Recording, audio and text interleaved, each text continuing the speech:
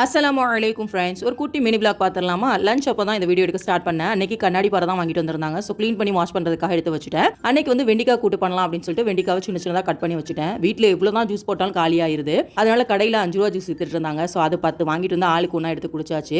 இந்த வெயிலுக்கு எவ்வளோ ஜூஸ் குடிச்சாலும் பத்த மாட்டேங்குது. திருப்பி திருப்பி குடிச்சிட்டு தான் இருக்கிறோம். மீனை பாதி எடுத்து வச்சுட்டேன் பொரிக்கிறதுக்காக. ஏன்னா பிள்ளை உள்ள ஆக்கினா சாப்பிட மாட்டாங்க. ஸோ பிடிச்சிடலாம் அப்படின்னு சொல்லிட்டு மசாலா போட்டு பரட்டி வச்சுக்கிட்டு இருந்தேன். உப்பு, மிளகாய் தூள், இஞ்சி பூண்டு பேஸ்ட், அப்புறம் சிக்கன் மசாலா, எண்ணெய் இதெல்லாம் ஊற்றி நல்லா பரட்டி வச்சாச்சு. பாதி மீனை ஆக்குறதுக்காக வச்சுட்டேன். சைட் பை சைடு வெண்டிக்காவுமே ரெடி பண்ணிட்டு சோறும் ரெடி ஆயிடுச்சு.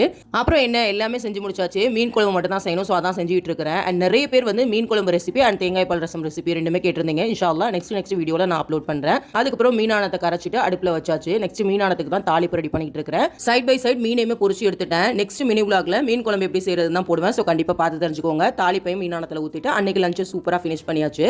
நெக்ஸ்ட் மினி விலாக்ல பார்க்கலாம். தேங்க்ஸ் ஃபார் வாட்சிங். Tata, bye bye.